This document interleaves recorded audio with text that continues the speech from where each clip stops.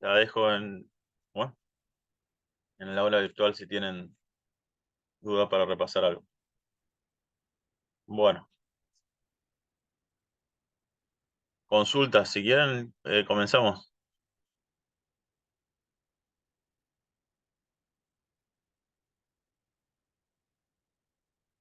Abro el documento y ahí le hago la consulta puntual. Ajá. Hace interferencia su micrófono, profe. No sé si tiene No, tengo uno dos solo. micrófonos abiertos. Tengo uno solo.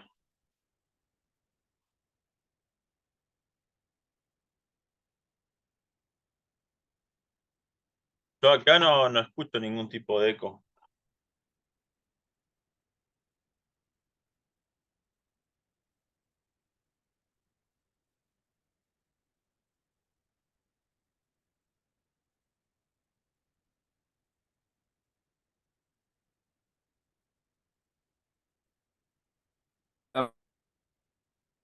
La pregunta, a ver, le digo bien de qué parte del trabajo, o sea, Nutrientes.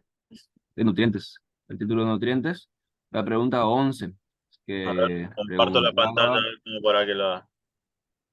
bien, ¿cómo se manifiesta la caña de azúcar? En la caña de azúcar el efecto de la deficiencia de zinc, típicamente en periodos secos, y por qué ocurre este efecto. Ajá. A ver, vamos a sacarla entre todos. ¿Cómo, cómo, cómo se manifiesta Ahí, en la caña de azúcar nosotros una seca?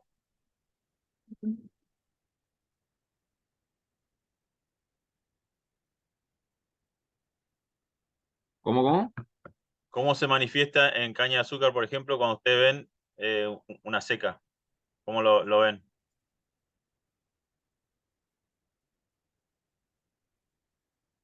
Por la hoja y el color. Eh, nosotros primero lo que pusimos, o sea, fue con respecto a la deficiencia de zinc puntualmente. Sí, bueno, tiene que ver con la deficiencia. Pero vamos a lo más macro primero. ¿Cómo se manifiesta? ¿Cómo lo ven ustedes? En una caña de azúcar ustedes La tienen un disminución del periodo seco, crecimiento, ¿eh? la disminución del crecimiento, achaparramiento de la hoja. Lo que se ve típico en la caña de azúcar es digamos, es súper delatora de los periodos de estrés hídrico y de los otros y de los periodos de abundancia de agua. Cuando tiene un estrés hídrico, la caña de azúcar tiene entrenudo más corto, ¿sí? Cuando, Claro. cuando le llueve bien, hace los entrenudos más largos, ¿sí? Cuando le llueve poco, ¿por qué hace los entrenudos más cortos? Menor crecimiento, menor tasa de crecimiento. Sí, va a tener una menor tasa de Bueno, crecimiento, pero ¿quién interfiere ahí en la longitud de esos entrenudos?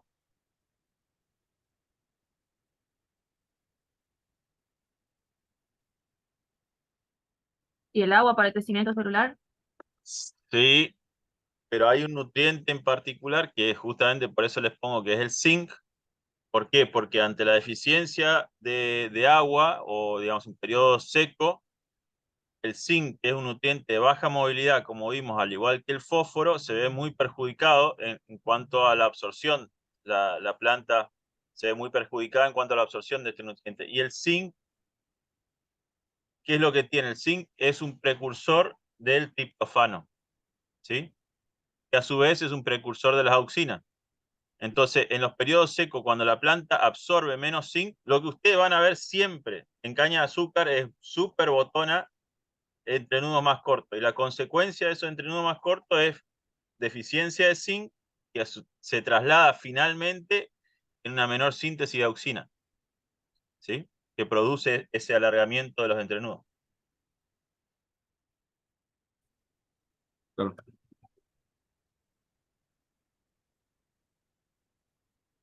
Entonces ahí, ingeniero, no estaría relacionado porque el zinc se mueve, o sea, llega a la planta por dos mecanismos, flujo masal y difusión. Y No, nosotros, en- ¿por qué por flujo masal?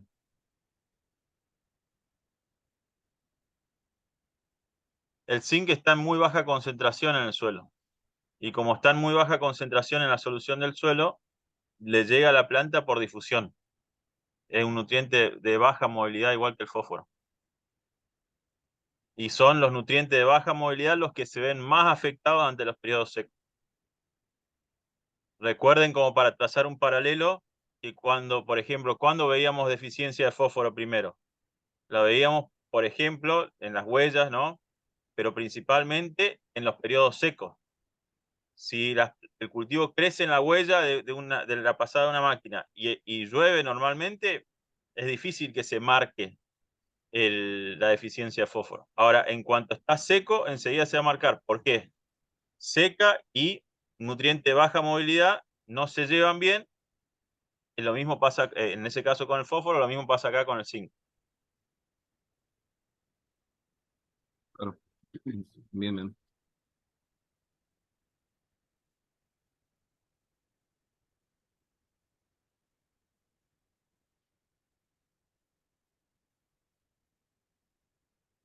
¿Quedó claro? ¿Alguna consulta más en relación a eso? Si no, seguimos otra.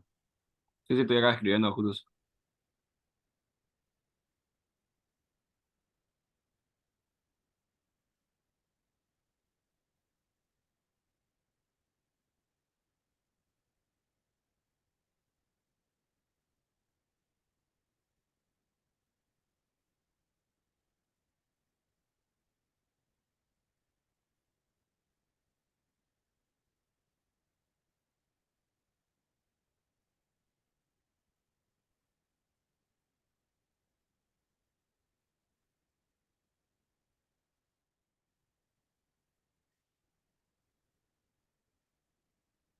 Mario, Luis, consultas.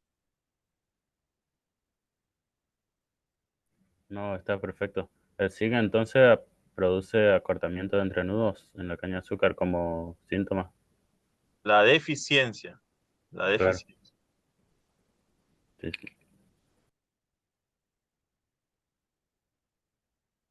Con respecto a, pasando a lo que es evaluación de la fertilidad del suelo y recomendaciones de fertilización, Ujú. para que nos quede claro nomás con respecto a la frecuencia de los muestreos y la época del año. Pregunta lo que es nitrógeno y fósforo, perdón, nitrógeno, fósforo y materia orgánica. Había quedado, como se dijo en la clase, de que nitrógeno es conveniente hacer 2 veces al año, 0,60, y los demás nutrientes, con hacerlo una vez al año es suficiente. Bien. No, no es tan así, Cristina. A ver, vamos primero con el nitrógeno. ¿Cuándo van a hacer nitrógeno? Más allá de la cantidad de veces en el año. Previo a la siembra. O Previo a la también siembra, durante. pero previo a la siembra de un cultivo que se fertiliza con nitrógeno. O sea, acá en la zona podríamos decir previo a la siembra principalmente de maíz y trigo, por ejemplo, ¿sí? O maíz, trigo y girasol. ¿Sí? Entonces, previo a la siembra de un cultivo que necesita aplicación de nitrógeno o que se le aplica, se lo fertiliza con nitrógeno. Vamos a suponer una rotación acá típica maíz-soja. Maíz-soja, maíz-soja, maíz-soja, ¿sí? Ahí cada cuánto harían la determinación de nitrógeno. Podría ser solamente uno al año. Antes de maíz, En realidad podría va a ser. ser una cada 2 años. ¿Por qué? Porque un año yo voy a hacer maíz, al año siguiente hago soja, no muestreo, al año siguiente que hago maíz, muestreo, ¿sí? O sea, sería hacerlo antes de que sembremos maíz y el año que se hace soja no se muestrea para nitratos. ¿Así? Más que antes que maíz se hace cada vez que se va a sembrar un cultivo que se le aplica fertilizante nitrogenado o se le podría aplicar fertilizante nitrogenado, ¿sí? Y en función de cuál es la rotación, eso puede ser una vez por año, puede ser una vez cada 2 años, ¿sí? Podría llegar a ser un extremo de 2 veces en el año, como mencionaste recién, Cristina, si por ejemplo ustedes hacen trigo y sobre el trigo hacen maíz, ¿sí? Ese sería un ejemplo en el que ustedes podrían hacer, digamos, harían dos determinaciones en un año. Pero lo normal es que se hace una determinación o una determinación cada vez que se va a sembrar un cultivo que se va a fertilizar con nitrógeno, ¿sí? planteando de vuelta la rotación más simple de acá a la zona. Un maíz, soja, en ese caso sería cada 2 años, es decir, cada año que se fuera a hacer maíz. ¿Sí?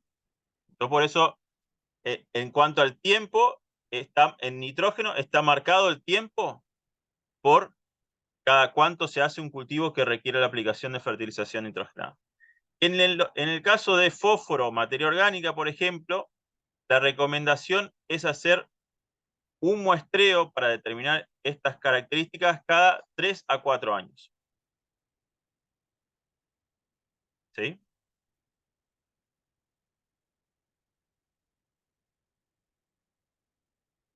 Y en cuanto a la época del año, para fósforo, materia orgánica, es indistinto. Puede ser en cualquier época del año. La única recomendación que sí hay es que siempre se haga en la misma época, ¿sí? Para tener valores comparables. Vamos a suponer que ustedes lo hicieron, por ejemplo, en julio de este año. Bueno, dentro de 3, 4 años lo hacen en julio de vuelta para poder tener valores comparables, ¿sí? De ir haciendo el acompañamiento de la fertilidad a lo largo del tiempo, ¿está?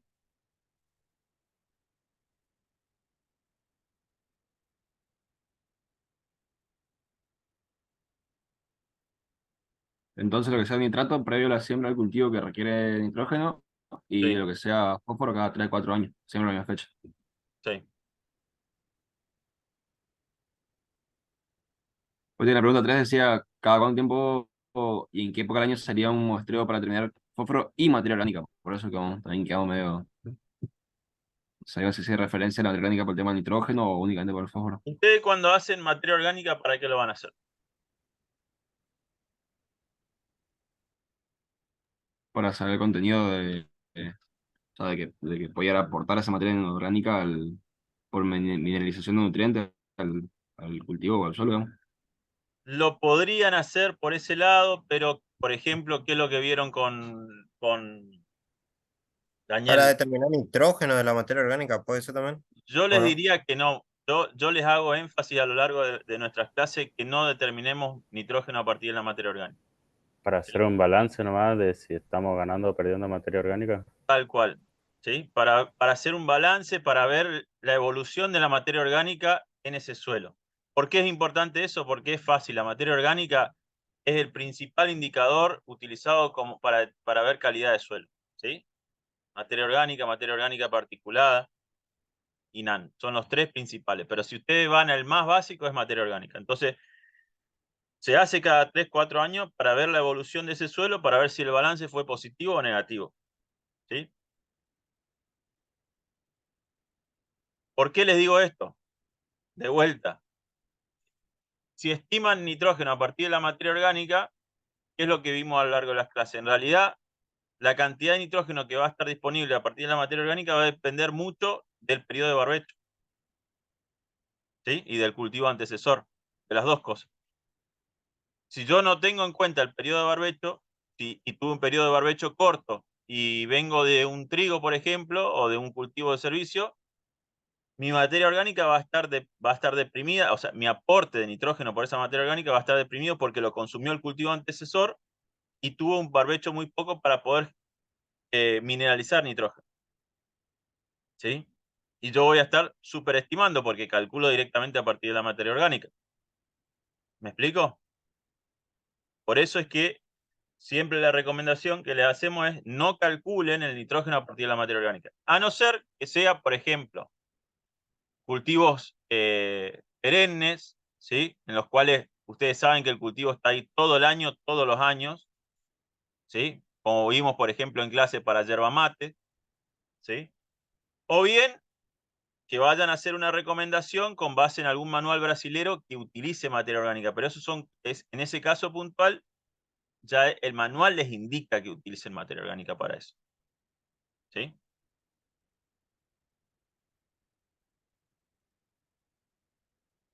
De ahí del mismo profe de evaluación de fertilidad, la pregunta 6 también me confunde, que dice el nivel crítico de nutrientes como fósforo o potasio que corresponde a qué porcentaje de rendimiento relativo, con respecto también al 7 también, Bueno, el porque el nivel nivel crítico, crítico, El nivel crítico de un nutriente como fósforo o potasio corresponde a qué porcentaje de nivel de rendimiento relativo. ¿Quién se arriesga a decir un valor? A ver, acá nada está mal. Pienso yo que podría ser un crítico ya muy bajo de 6 partes por millón de fósforo, por ejemplo. No. Pero Estamos Viendo las hablando de qué gráficas, porcentaje de rendimiento relativo. 90%. Sí, normalmente es 90-95%. ¿Sí? O sea, el nivel crítico de un nutriente como ser, por ejemplo, fósforo o potasio, corresponde al 90-95% del rendimiento relativo. ¿Sí? Eso lo vimos cuando vimos el método ese de Katie Nelson, lo vimos cuando les mostré también el tema de los micronutrientes. ¿Se acuerdan los niveles críticos de micronutrientes como boro, como zinc, que estaba trazado, por ejemplo, en esos casos, 95% de rendimiento relativo? ¿Sí? Entonces, eso depende el nutriente, el autor, pero es 90-95% del rendimiento relativo.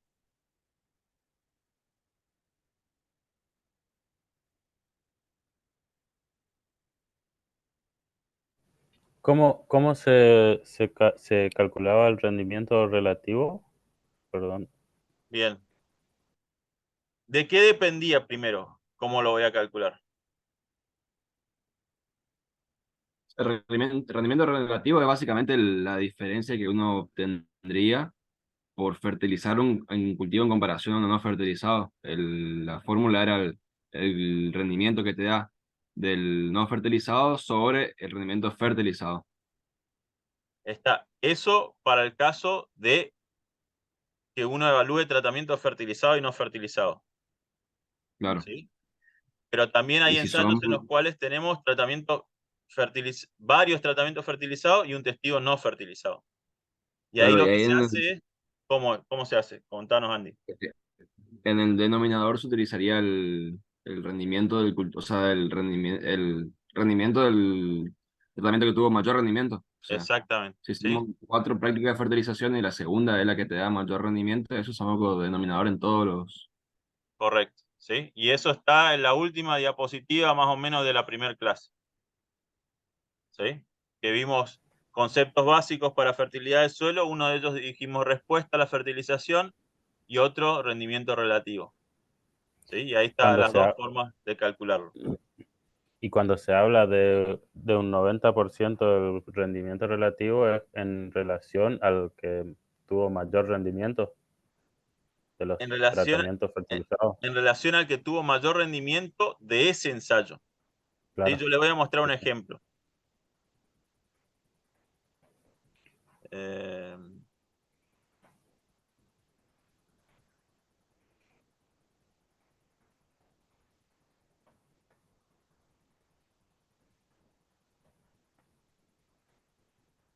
lo busco.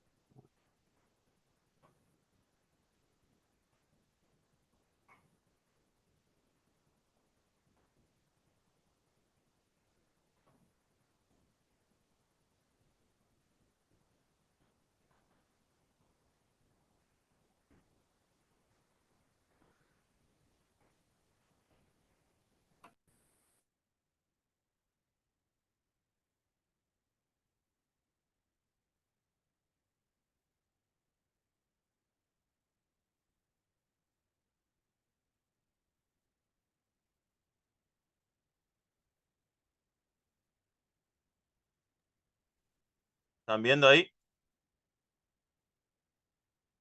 sí, Bueno, en este caso acá vimos en la clase el método este de Katie Nelson, ¿sí? Para definir nivel crítico.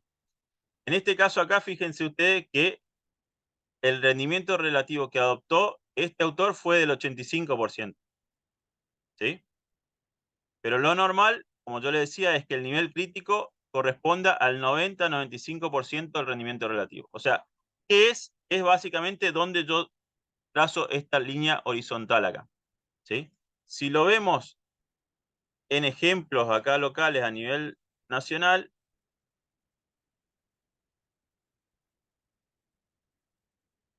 acá por ejemplo,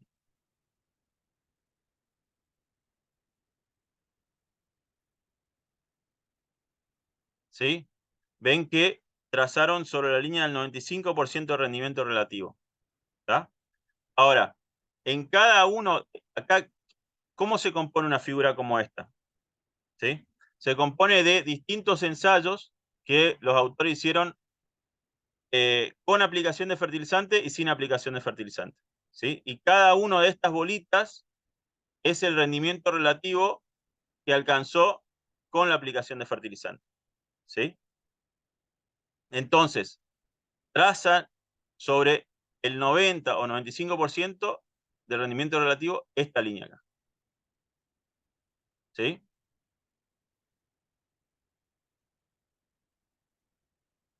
¿Se entendió o no? Sí, sí.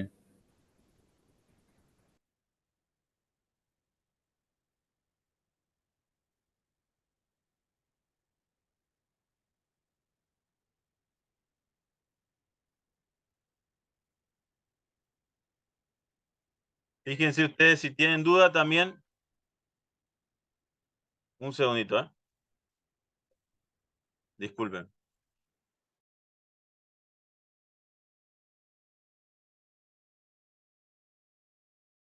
Bueno, retomo. Otro ejemplo que les di en clase también es este acá, que hablábamos de las clases de fertilidad, ¿se acuerdan? Y decíamos que el nivel crítico correspondía, en este caso, por ejemplo, está señalado como el 90% de rendimiento relativo, ¿sí? Que dividía la clase media de la alta, ¿sí? Pero en definitiva, el nivel crítico, para que les quede de vuelta el concepto, corresponde al 90-95% del rendimiento relativo, ¿sí?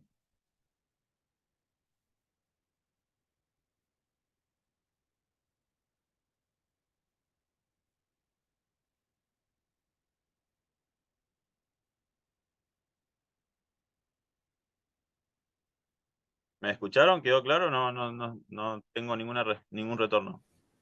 Sí, sí. Está claro. Bien.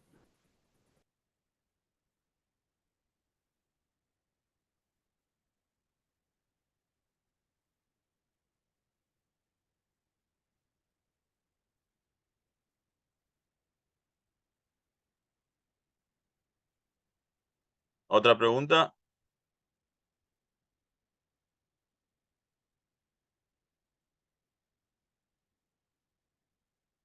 En la Qué usaría, situación, qué valores usarían en ese tipo, en esos de calibración, digamos, o por ejemplo, para saber el del boro, el numerador y el denominador? El denominador es el que tuvimos mayor rendimiento. Y el numerador, cada uno de las dosis que hay en ese momento ahí, sería. Por ejemplo, si hablábamos de 0 por 0 o 0 parte por millón, o lo que sea, no me acuerdo qué decía el boro.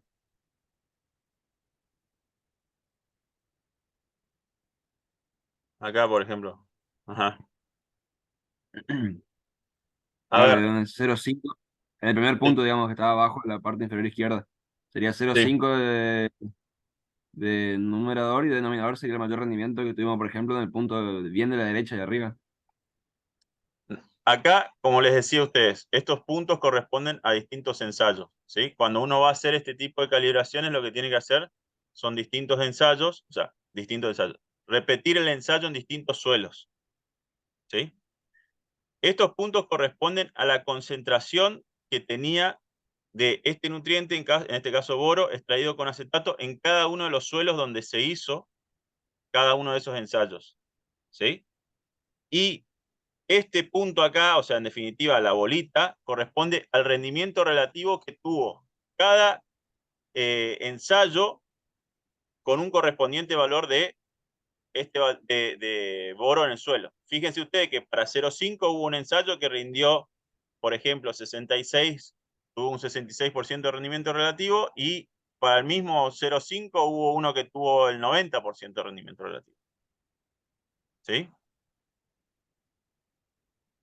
A mí no me interesa que ustedes entiendan en detalle más allá de lo que les comentaba recién, de que este tipo de calibraciones cuando se hacen a partir de una serie de ensayos que se hacen en suelos con distintas concentraciones. Lo importante es que haya una variabilidad de concentraciones y por lo general se hacen en esos distintos suelos con tratamientos con y sin el nutriente. ¿Sí? Y cada bolita corresponde al rendimiento relativo de un ensayo.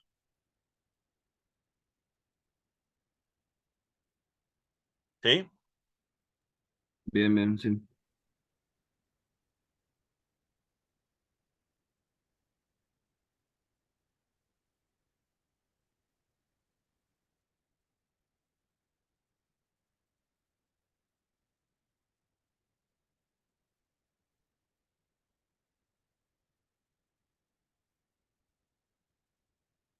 Seguimos.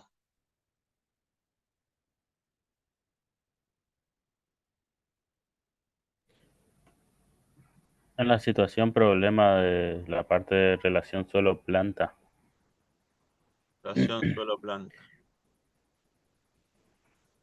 allí nosotros teníamos que, para considerar el porcentaje, los kilos en realidad de uno y otro tipo de arcilla, primero descontarle los 2,9% de materia orgánica, ¿no? Correcto. Por lo que habíamos hablado en clase de que cuando se hace textura, siempre lo que se hace primero es eliminar la materia orgánica. Entonces, los porcentajes que quedan después de arena, limo y arcilla van a ser sobre el 100% de fracción mineral. Claro, sería el porcentaje, el 17% de arcilla está sobre los 97,8 de 97,1 de materia orgánica, de kilos de suelo sería, Bien. porque le descuento la materia orgánica. El 17% de arcilla está exactamente sobre Ajá, un 97,1. 97,1% de fracción mineral. Claro, Entonces, bien, bien. ahí vos tenés que transformar si esto corresponde a ese 97%, ¿cuánto sería para el 100%? Claro.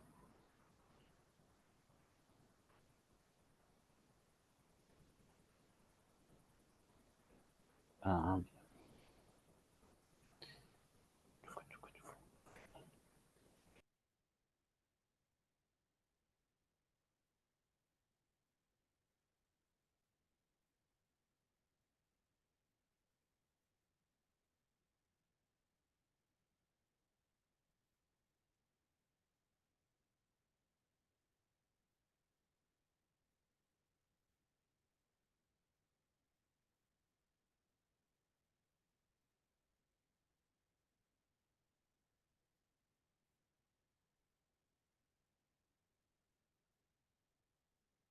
después se hace el total de capacidad de cambio menos el total de la suma de bases en porcentaje, sería la saturación de base que tiene.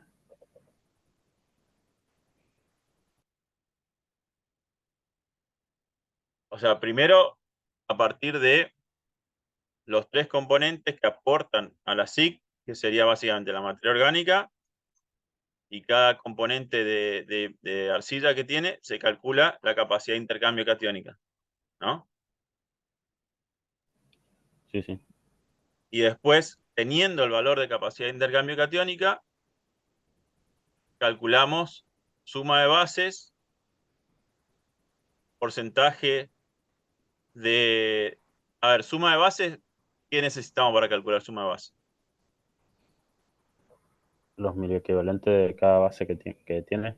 Que son exactamente, o Claro. sea, sumar los miliequivalentes de cada base está ahí abajo, ¿sí? Porcentaje de saturación de bases que necesitamos. Y el total de la SIC sería el 100% y el porcentaje de saturación sería que representa esa suma de bases en la SIC total. Correcto, o sea, sería suma de bases Bien, sobre SIC total, bien, bien. por 100, ¿sí? Perfecto. Y el Sí. último, el porcentaje de sodio de intercambio o sodio intercambiable,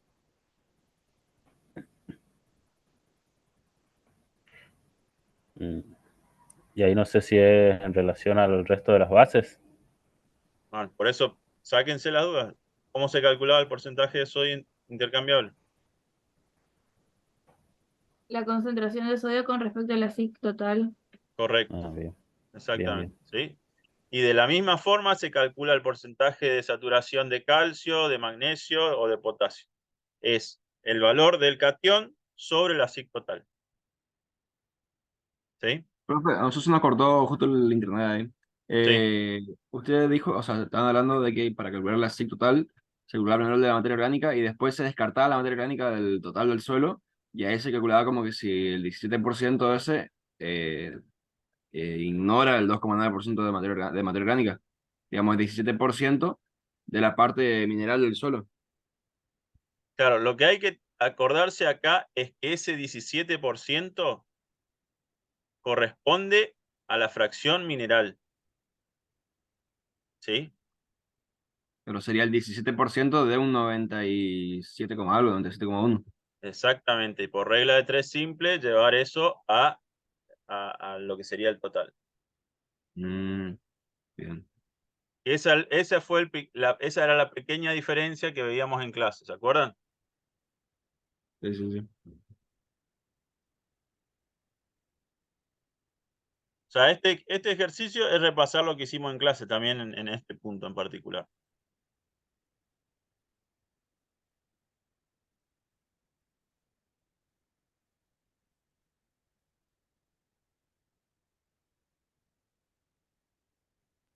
Sería porque no sé si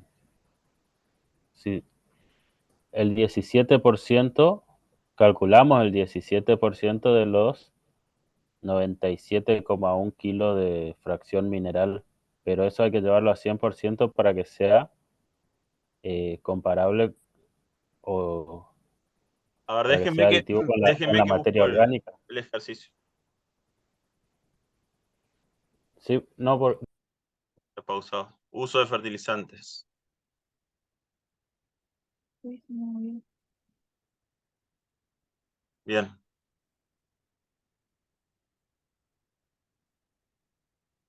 La pregunta que hice, perdón, recomendación de fertilizantes. Primero, plantea la desventaja que tiene recomendar una dosis únicamente teniendo en cuenta el requerimiento de cultivo y sin considerar oferta. Esa parte se entiende. Pero, ¿en qué tipo de cultivos es común esa estrategia de recomendación? Es la que no pudimos entender. Ajá. ¿En qué lo vimos en clase?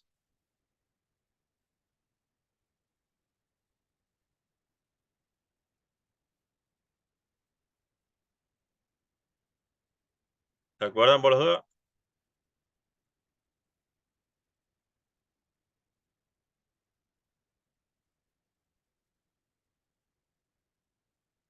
¿Están viendo ahí? ¿Cuál están viendo? ¿Qué pantalla están viendo?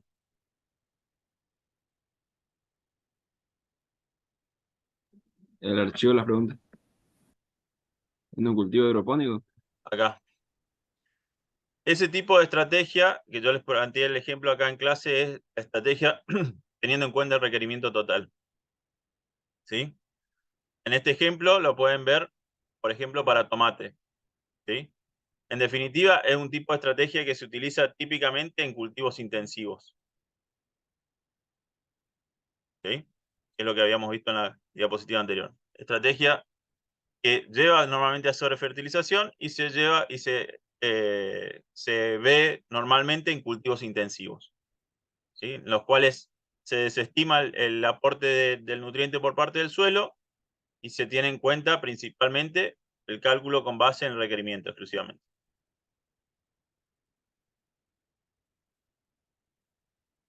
Eso muchas veces sucede también porque en cultivos intensivos la fertilización es un costo no tan alto en relación a lo que es el total del costo del cultivo. ¿Sí? Entonces no se preocupan tanto por definir de manera fina, digamos, la fertilización.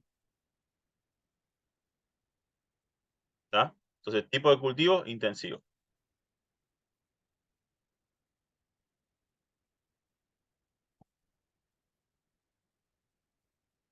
¿Sí? Profe, en el caso de un cultivo extensivo, partiendo de un análisis de suelo, nosotros habíamos también hecho el error ese en la exposición. eh, ¿En qué fertilizante, o sea, en qué compuesto nosotros no, en qué nutriente, perdón, nosotros no tendríamos que basarnos en la oferta, en la demanda, sino que en los umbrales que nos marcaban? Bien. ¿En qué nutriente o nutrientes se van a basar en oferta y demanda principalmente? Número 1, Nitrógeno. nitrógeno número 1. ¿Sí? Sin lugar a dudas, nitrógeno es número 1.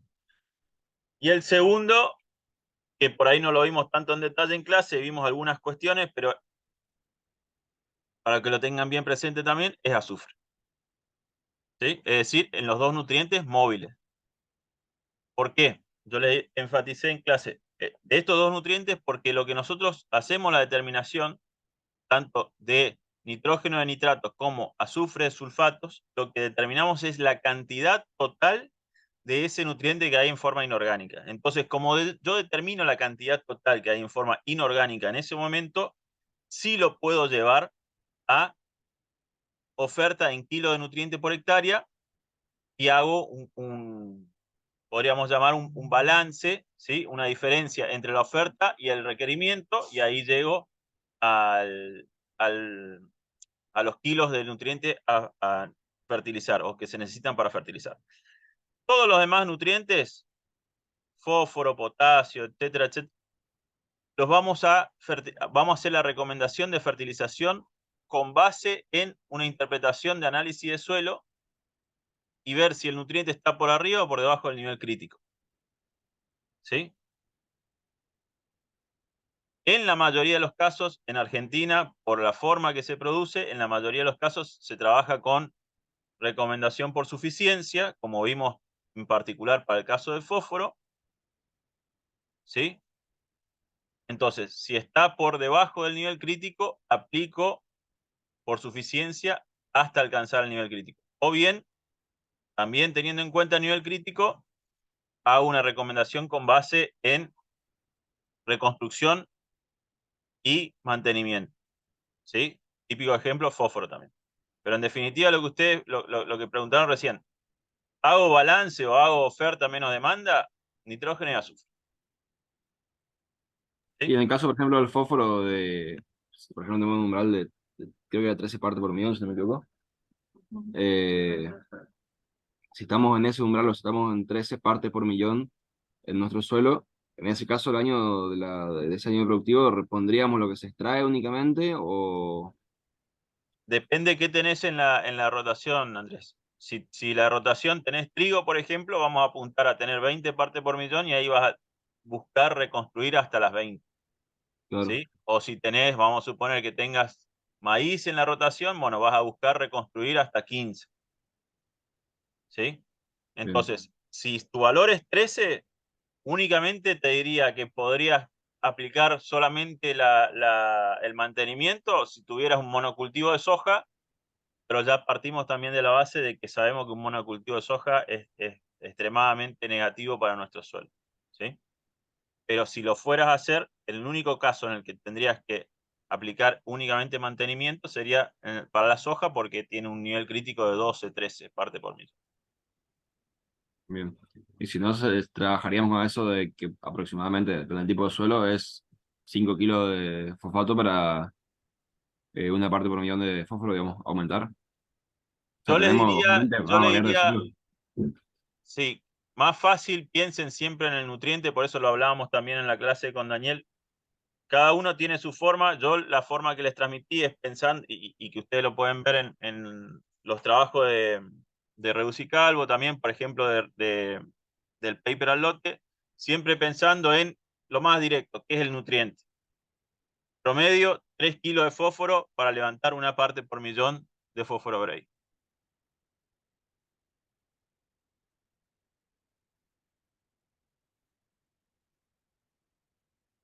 Eso para lo que es reconstrucción. Acuérdense que aparte de la reconstrucción tenemos el otro componente que es mantenimiento. Y ese componente mantenimiento sí va a ser el producto de las toneladas objetivo a producir por los kilos de, en este caso, fósforo por tonelada que se va a extraer. ¿Sí? O por Pero tonelada eso que va a se extracta. depender del índice de extracción del nutriente por cultivo, digamos. En realidad no es el índice de extracción, sino son los kilos de azufre, perdón, los kilos, en este caso, de fósforo por tonelada exportada. Pero exportada, no. Perdón, si no. Exportada.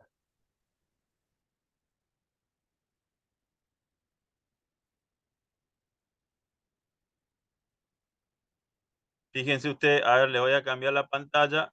Dentro de los materiales que le disponibilizamos están estas tablas del IPNI, que creo que ya la usaron en alguna otra materia también. Y acá ustedes van a ver, por ejemplo, para soja. ¿Sí? Para soja, si ponemos 1 tonelada,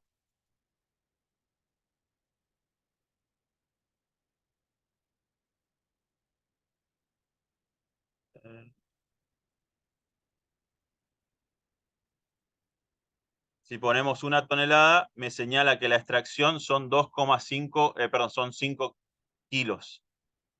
¿Sí? Para maíz, 3 kilos. ¿Sí? Nosotros en clase vimos valores un poquito más bajos. Creo que en maíz habíamos visto 2,6 kilos. ¿Sí? Pero está por ahí. 2,6, 3. En soja es más alto.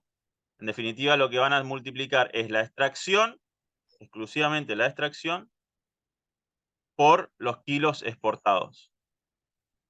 ¿Sí?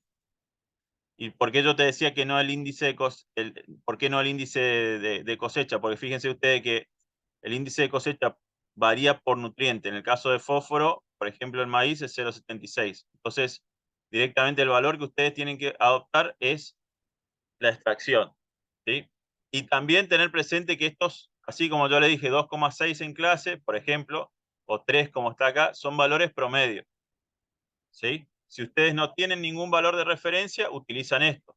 Si no, lo que pueden hacer fácilmente es mandar a analizar una muestra de sus granos, que es lo que están haciendo algunas empresas ahora, y multiplicar directamente por la extracción de sus granos. ¿Sí? Capaz que su grano le da más, capaz que le da menos que esto. ¿Sí? Y esa diferencia entre requerimiento y absorción es lo que se quedaría en el suelo, o sea, lo que la planta no llega a absorber, digamos. Por No, ejemplo, lo en absorbe. potasio. Lo absorbe. La planta sí lo va a absorber, pero es la parte que queda en el cultivo, o sea, en el rastrojo, vamos a decir. ¿Sí? Por eso te dice que el índice de cosecha es 0,76. ¿Por qué? Porque con los granos se va el 76% de estos 4 kilos, que serían 3 kilos. El kilo restante queda en la biomasa que queda en el campo, en el rastrojo. ¿Sí? El concepto de índice de cosecha acá es el mismo concepto de índice de cosecha que ustedes vieron para materia seca. ¿Sí? Por ejemplo, decíamos, no sé, por plantear un ejemplo, que el índice de cosecha de maíz es de 0,5. ¿Sí? Es decir, por cada tonelada de maíz que se produce de cultivo, de grano, queda 1 tonelada de rastrojo. ¿Se acuerdan que usábamos ese ejemplo, por ejemplo, para calcular los balances de carbono en manejo? Sí, sí, sí. Bien. Ahora, el índice de cosecha también se calcula por grano, perdón, por nutriente. ¿Sí? Entonces ustedes pueden ver acá que dependiendo del cultivo, cada nutriente tiene un distinto índice de cosecha. ¿Sí?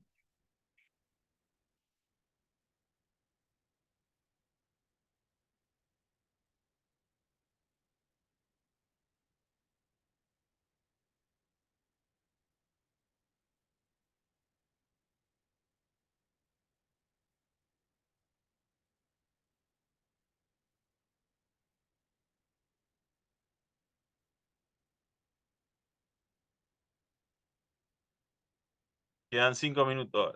¿Más preguntas?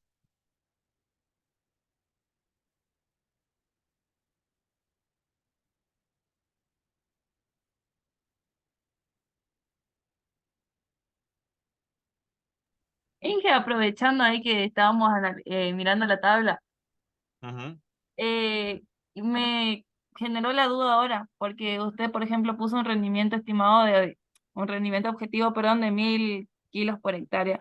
ujú, Y si ahí vemos, por ejemplo, en el caso del nitrógeno, vemos el requerimiento son 22 kilos de nitrógeno por tonelada de grano. ujú, Y después tenemos la absorción y es 19. ¿Qué ujú. descuenta ahí? Porque en teoría debería ser 22. Sí, la diferencia acá está en el porcentaje de humedad, ¿sí? Si yo acá le pongo 0%, Ah, tienen bien, 22, ¿sí? Lo que pasa es que los valores acá están corregidos al porcentaje de humedad. bien. Porque estos son requerimientos base seca, materia seca. Claro, sí, sí, sí. Justo lo que habíamos plantado también la otra vez en el trabajo. Ujú.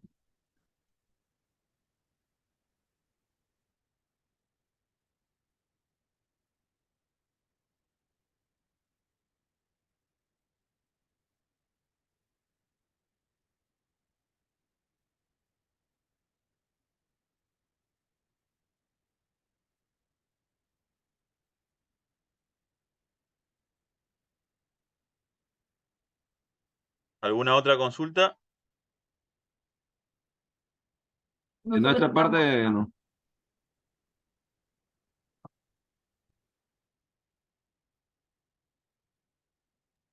¿Qué tal? Buenas tardes. No, simplemente me ¿Algo? conecté nomás un ratito para ver por ahí de qué temas se estaban hablando, pero de mi parte no. Bueno, igual para los que no hayan podido estar o si quieren ver de vuelta la consulta, voy a subir también la grabación.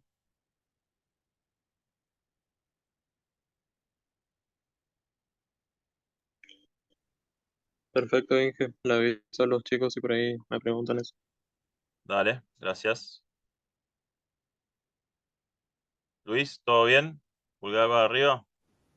Perfecto. Bueno.